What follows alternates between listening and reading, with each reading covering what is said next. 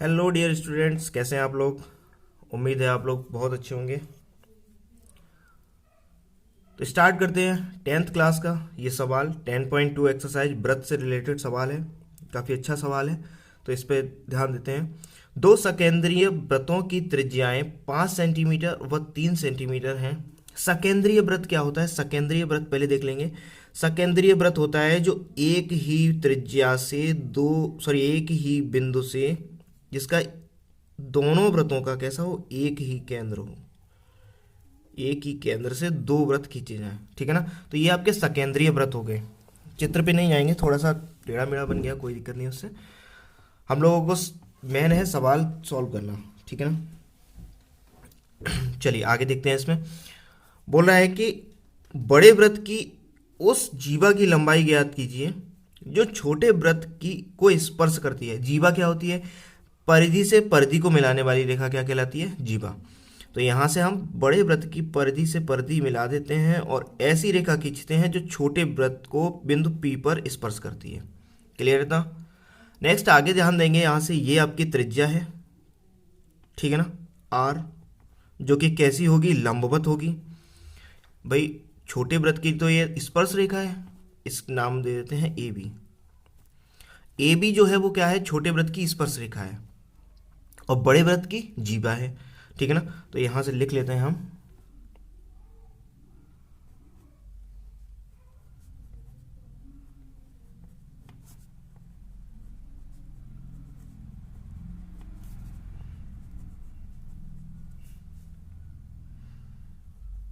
छोटे व्रत की स्पर्श रेखा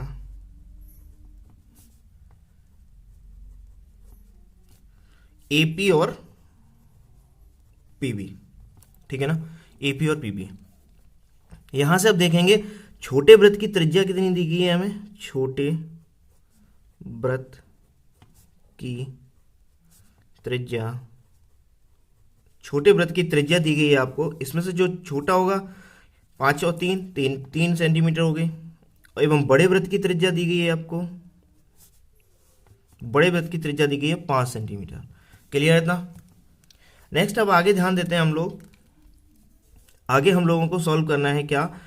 इस जीवा की लंबाई ज्ञात करनी है, यानी कि ये जो जीवल है आपकी,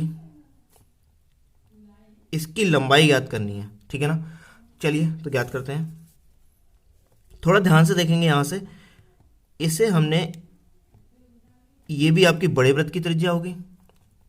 ओ ए क्या होगी? बड़े व्रत की त्रिज्या, यानी कि इसकी लंबाई कितनी हो जाएगी आपकी?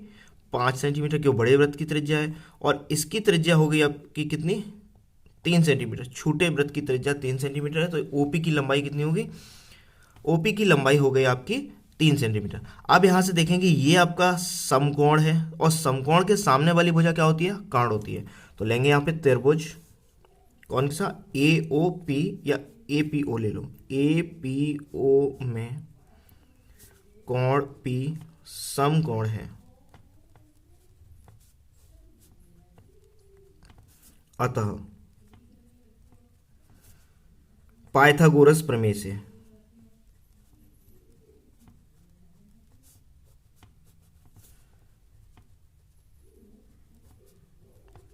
पाइथागोरस प्रमेय से। तो पाइथागोरस प्रमेय के लिए हमें क्या क्या चाहिए? कर्ण चाहिए, लंब चाहिए, आधार चाहिए। कर्ण आपका कितना हो जाएगा? समकोण के सामने वाली भुजा कर्ण होती है, यानी 5 सेंटीमीटर। यहाँ लंब हम कुछ भी ले सकते हैं, इसे कोई दूरी नहीं दी गई है, तो ये आपकी क्या है? एक्स मान लिया हमने। ठीक है ना। तो हमने आधार मान लिया एक्स, और लंब हमें दिया गया है 3 सेंटीमीटर। क्लियर है ना। आप इसे उल्टा सीधा भी कर सकते हैं कि लंब को मान लो एक्स, आधार का कोई दिक्कत नहीं आएगी, कभी कोई दिक्कत नहीं आएगी इसमें। ठीक है ना। नेक्स्ट आगे देखते हैं हम लोग। पाइथागोरस प्रमेय क्या होती है? कर्ण स्क्वायर बराबर लंब स्क्वायर प्लस आधार स्क्वायर। क्लियर ना। ये आपकी पाइथागोरस प्रमेय होती है। तो यहां देखेंगे कर्ण स्क्वायर, कर्ण की वैल्यू जो है वो कितनी है? कर्ण है आपका 5 सेंटीमीटर, तो 5 का वर्ग बराबर लंब है आपका 3, तो 3 का वर्ग प्लस एक्स स्क्वायर। ठीक है ना। तो यहां से हम लोग 5 का वर्ग होता है 25 और 3 इधर जुड़ रहा है, इधर ले जाएंगे 3 का वर्ग तो क्या हो जाएगा -9 बराबर एक्स स्क्वायर। तो यहाँ से एक्स स्क्वायर बराबर आ गया 16, एक्स इक्वल टू 4। यहाँ से देखेंगे जरा, जब आपके मन में सवाल आएगा कि एक्स स्क्वायर हटाएंगे तो यहाँ से वर्गमूल लग जाता है 4 और √4 की वैल्यू होती है ±2। ठीक है ना, ये सवाल उठेगा। सॉरी 16 है, 16 है तो ±4। तो यहाँ से आपके मन में ये सवाल उठेगा कि +-4 होता है तो 4 ही प्लस का 4 क्यों आया आंसर। तो यहाँ से देखेंगे कभी भी दूरियाँ जो होती हैं वो कभी भी माइनस में नहीं होती हैं, वो हमेशा पॉजिटिव होती हैं। अतः हमारा जो उत्तर आएगा वो कैसा आएगा, पॉजिटिव वाला आंसर सही होगा और माइनस वाले को नहीं लेंगे। तो ये इतना सा इसमें बात है, ठीक है ना, इसे ध्यान से। नेक्स्ट आगे देखते हैं हम लोग। हमें चूंकि x की मान तो ज्ञात हो गया, अब जो AB की लंबाई है वो कितनी होगी, 2x होगी। कैसे होगी वो देखते हैं। क्योंकि जो वृत्त की हमने पढ़ा हुआ है कि जो वृत्त की त्रिज्या वृत्त के केंद्र से परिधि की दूरी त्रिज्या, और जो त्रिज्या होती है वो स्पर्श रेखा पर लंबवत होती है। ये स्पर्श रेखा है AP, लेकिन बड़े वृत्त की क्या है, ये जीवा है, स्पर्श रेखा है। ये स्पर्श रेखा भी है और जीवा भी है, ठीक है ना।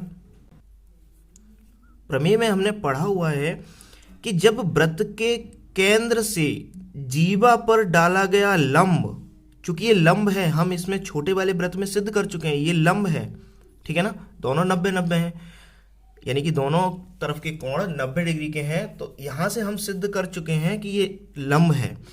तो हम यहाँ देखेंगे कि जीवा पर डाला गया लंब जीवा को 2 बराबर भागों में बांटता है। ये अगर ये x है तो ये भी कितना होगा, आपका x ही होगा, और दोनों को जब ऐड कर देंगे तो कितना आएगा, ये 2x। क्लियर इतना।